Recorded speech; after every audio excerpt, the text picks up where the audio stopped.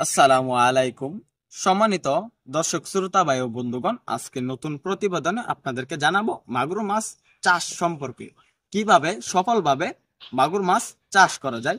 মাগুর মাছ একটি লাভজনক মাছ। এই মাছ চাষে সফলতা খুব তাড়াতাড়ি করা যায়, কেননা এই মাছগুলো এককভাবে চাষ করতে হয়।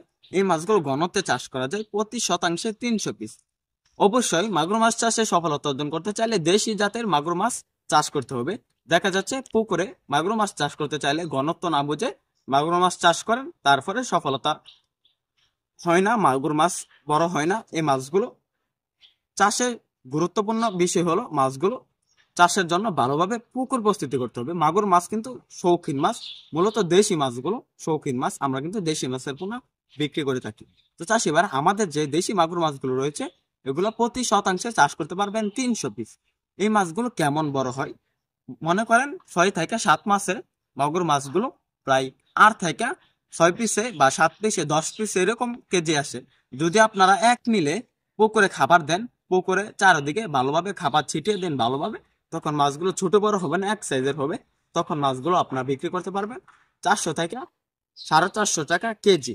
400 থেকে 450 টাকা কেজি ধরে বাজারে বিক্রি করতে পারবেন মাগুর মাছগুলো। তো চাষি ভাইরা, মাগুর মাছগুলোকে কি খাবার দেবেন?